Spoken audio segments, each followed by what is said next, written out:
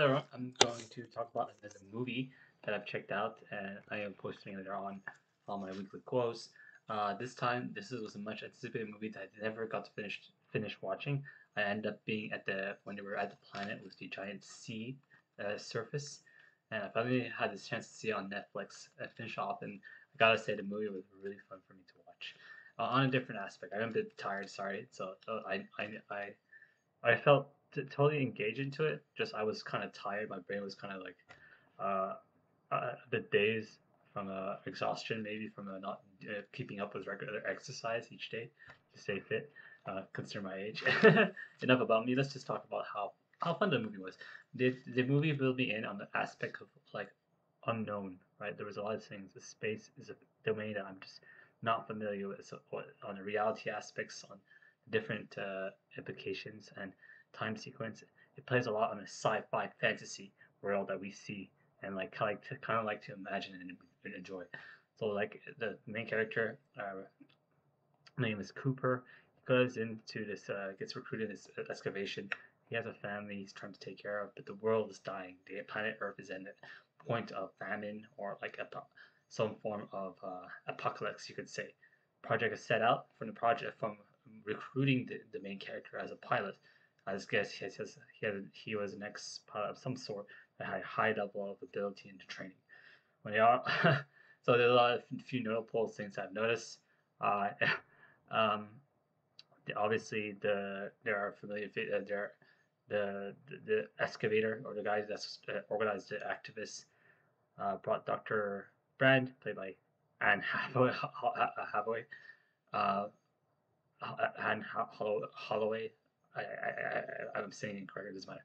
The main thing is like each of these people that was brought into the space connect.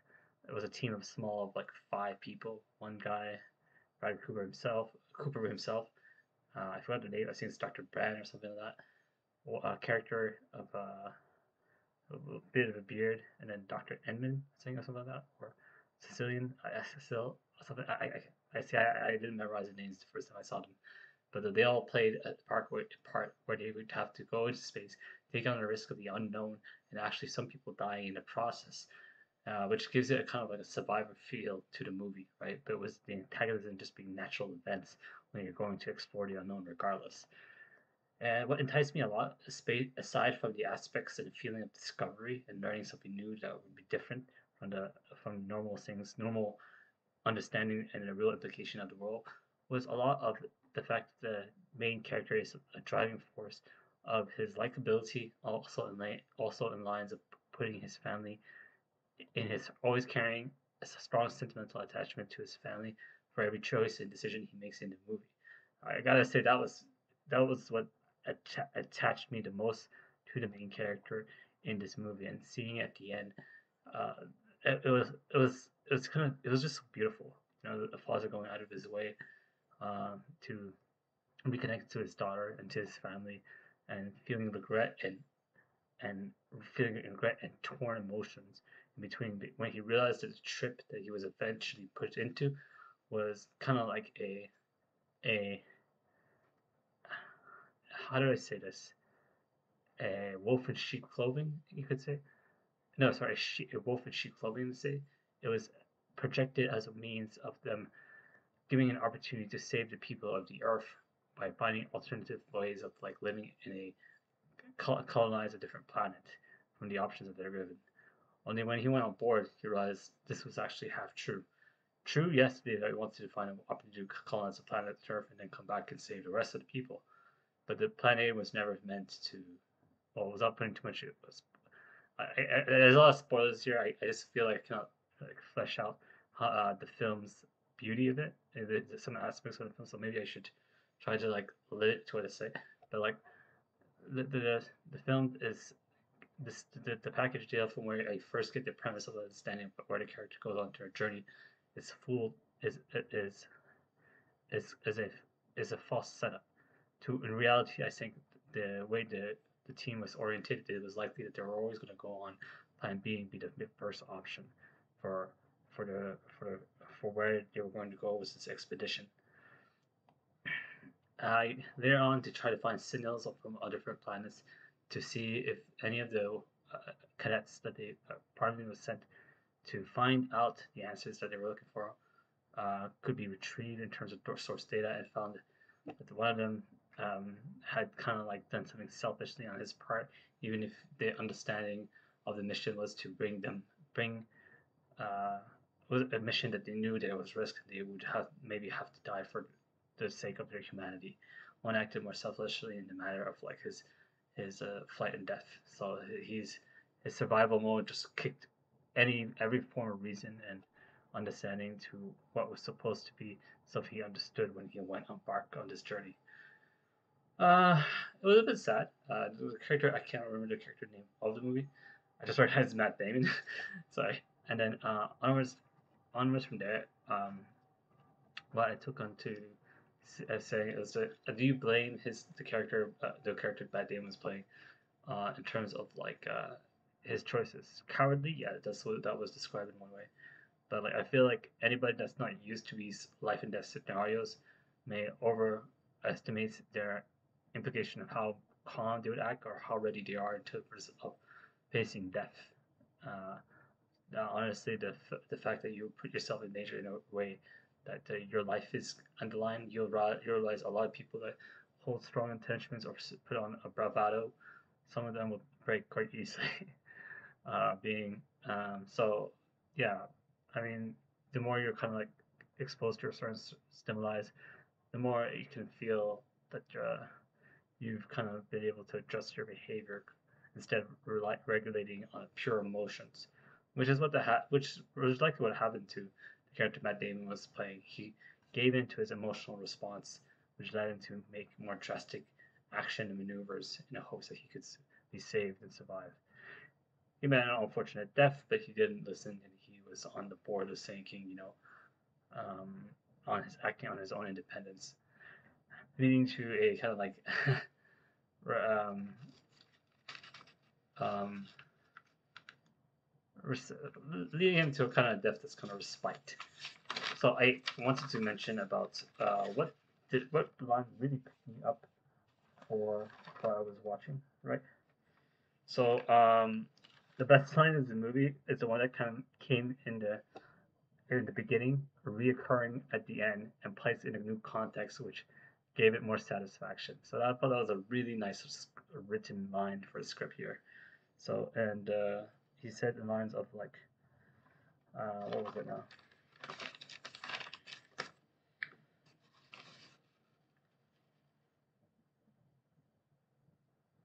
Once you're a parent, you're a ghost of your children's future.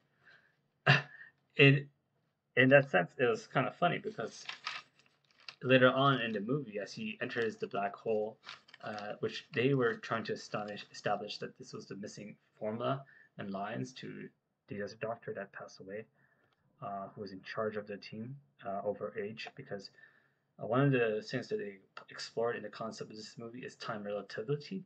So time relativity being that the time spent in one planet would not be the equivalent of the same time that would have passed on the Earth. Um, and for some reason, when they traveled the black hole and gone into those planets, um, they wouldn't age within that time frame of what was set in there, which is an interesting notion, right? It's just like saying um, the equivalence of a few minutes may not be the same equivalence of Earth.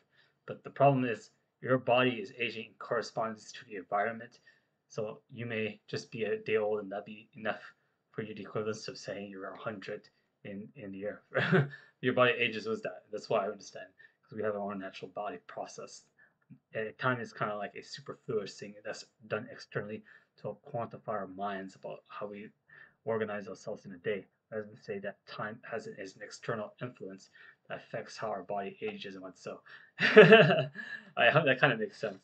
But it's sci-fi, and yeah, I gotta appreciate that this is all just to help with the fantasy feeling of science fiction. Uh, okay, so that line was so good because like for me it was just like they kind of like flagged it and saying that in lines of saying the idea is that he is going to be looking over her daughter as he holds a lot of pride and yeah, he holds a lot of pride of being a father.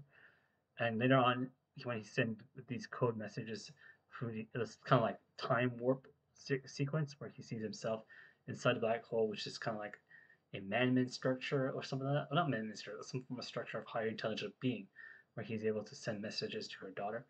He becomes the little ghost that was interacting with her daughter in the past, wanting him to have changed action decisions that he made based on false information and implication from where it started. For me, the literal sense from that, from the figure aspect projection of that metaphor plays into a literal sense. It was so good. It was so good in lines. If it just took my face, just like watching the satisfaction of seeing how much the aspects and how much the character's the father kept breaking down every time he saw it. He knew that the when he made realization on depiction of like what's the reality context of what was said to what was actually going to be happening. It's it was kind of sad, and it's so good. It showed to me a very healthy connection between uh, parent and parent and daughter, and yeah, I mean that those were the highlights for me of the movie. I give it a strong 8 for me on some a certain emotion, just because I like the themes that they put on and projected forward on the main character to help make the character feel more likable. The aspect of discovery, going into a new world and getting observing a new concept with some form of realism, the best that you can do it, right? Also was something that just kept me stick to wanting to watch more and seeing what else could you discover. So it was always a feeling of novelty or discovery as you kept watching on the movie.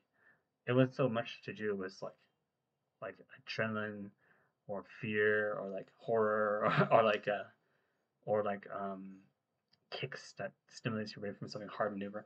It's just it's kind of like a, yeah, it's kind of like an adventure, an adventure type kind of movie. Um, so there's no relative things that I personally could engage on, but the robot was really funny, and it's not, and for good reason. A lot of you guys may appreciate that. I probably took a lot of attachment to that, the AI in that movie. um, yeah, I mean, what else can I say about this movie that I thought plays on to my structure of like how I want to describe things when watching something. There's no real antagonism. It's just natural events and natural events. I mean, Matt Damon can be considered a villain, but he was not really a villain. He was more someone that had a weaker integrity of what was set out, and I think that's normal. But that's just being human. That's not really to say he's trying to play the bad guy. No, no, no. But later on, he kind of like delude himself into thinking that he's taking all the actions that's relevant for the greater of humanity, right? So actually, I'm gonna give this. Sorry, I was mentioning my rating honors to help distinguish better movies. So storyline, I felt story engagement is quite strong. 6 is a fair point. Line, bang on points for there. Themes of like enticing danger into the character or obstacles into the character's main life. That's solid too as well. That's why these really strong points there. Um, I give it.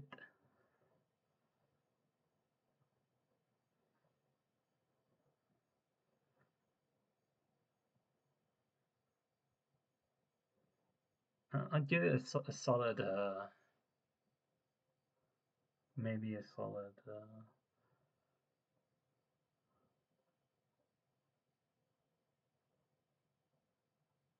14, 15, I'd say. 14, 15 out of 20 on fair judgment. I'd say, yeah, yeah, yeah. I'd give it a very strong 14, 15. The style of the movie is different from what I normally consume in terms of where I take relation of scoring it, and that's probably why. But otherwise, I had a lot of fun. Thank you very much. That was a preliminary review.